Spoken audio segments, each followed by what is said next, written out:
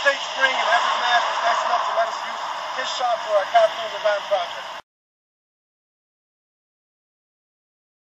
This is Bernie at State Spring here in Everett, Mass. He's going to talk a little bit about what he does here and what type of operation he has. Hi, I'm Bernie. I own State Spring. Been in business since 1930. We took over the third generation.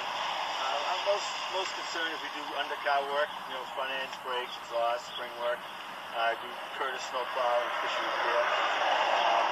Basically, you come here for quality, and you come in once and you usually don't come back with another problem with it. Great. Great. What are your hours of operation?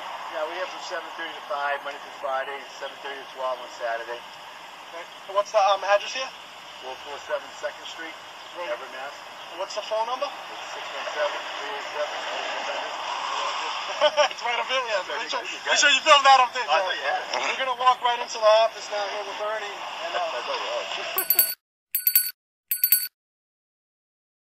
So we're in the inside office now, and as a customer, Bernie, what type of repairs can I expect you to do on my vehicle here? Well, like I was saying before, we do complete front ends. Anything to do with front end, we do with power steering. We do oil changes and service maintenance, obviously. Great.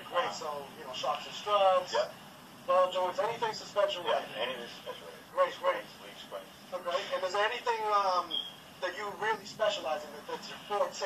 Well, that is my forte. There it is, just on suspension. Yeah. There it is. We don't do tune-up work. Okay. No, how about brakes and O2 sensors, things of that nature?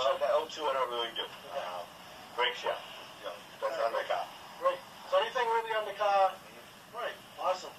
Well, there you have it, guys. This is Bernie at State Spring, and if anybody needs a suspension repair, this is the place you want to be. Thank you.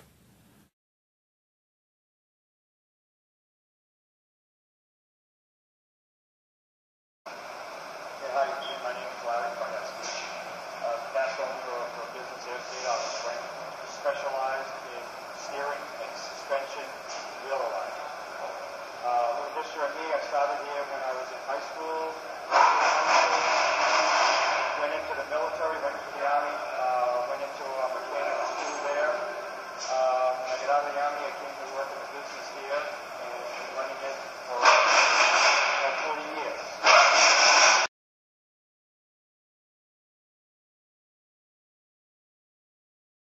Strut assembly is made up of the following components. First is the strut, exactly like a shock absorber, it's gas charged, stabilizes the car.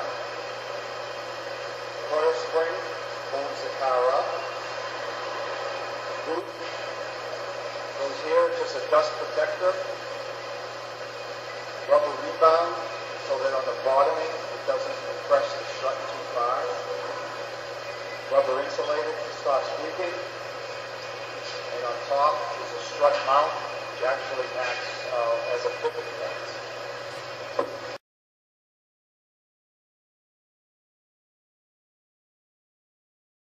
we're going to do right now is I'm going to show you the assembly process of how you assemble a strut inside the coil spring compressor tool. And be very careful when you assemble these, because when you compress this coil spring, if it isn't compressed perfectly straight, you can actually fly out and do a lot of damage. You know what you see. Okay, first thing you do is you take the coil spring and you place it inside the coil spring compressor tool.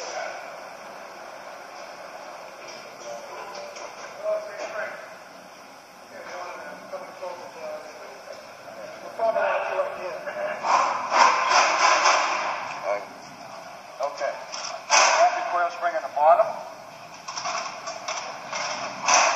Grab it on the top. Lower this down.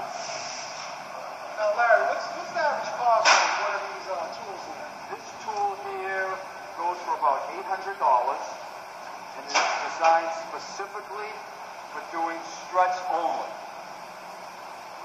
Would you consider this one of the best? This is one of the best on the market. It's mounted on the wall to keep it stable. You notice it grabs the coil spring from 3 different places. And as long as you have the coil spring mounted straight in here, very little chance of this coming out. Always want to be cautious. Make it a more safe procedure. Right. Okay. As you can see now, we've compressed this strut down from this coil spring down from its original free height down to putting a load on it of approximately.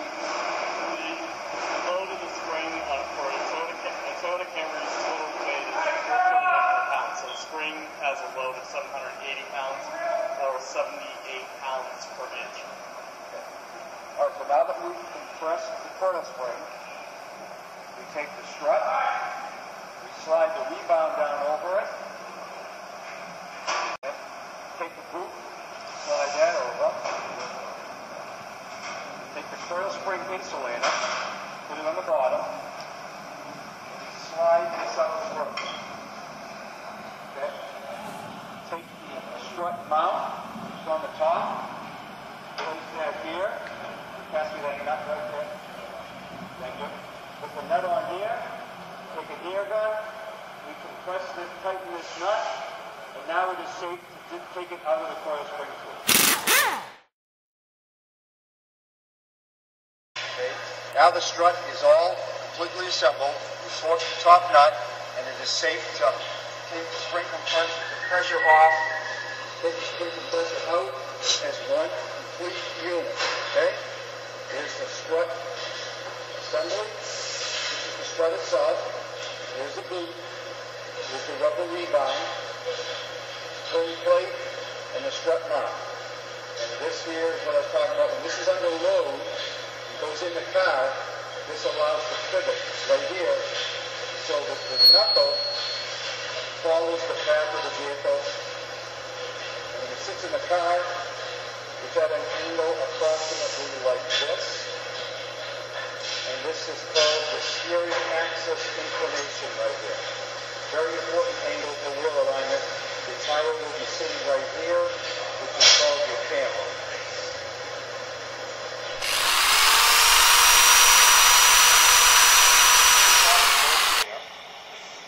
Attached to the lower knuckle. And if you notice these holes in there are perfectly round. So when you bolt this onto the knuckle with the grade 8 fastening bolts, it becomes one piece and there is no adjustment in here. So the problem with the strut suspension cars is if you change the height of the vehicle, which changes the alignment, there's no way to correct for that. Also, if you had a customer hit a curb, hit a pothole, bent something minor that you couldn't see and it was out of spec a little bit, there's no way to align it. The move came out with a strut cam bolt. If you want to zoom in on this, I'll show you what this is. There's an attaching bolt that has a cam built into it so that you replace the original bolt with this, and as you turn this, it brings the knuckle in and out, and now you can set your alignment. So the benefit of supplying one of these with each one of these struts would be that if a customer orders an assembly and lowers the factory height, we can now bring this car into factory spec.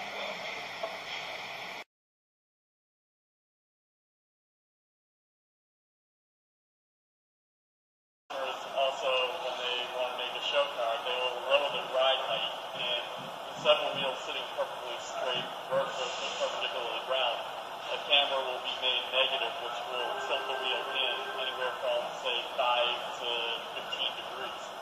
The problem, though, when you're driving on the road is if your vehicle's camber is either too positive or too negative, that will impact your tire wear, and you're going to need replacement tires more frequently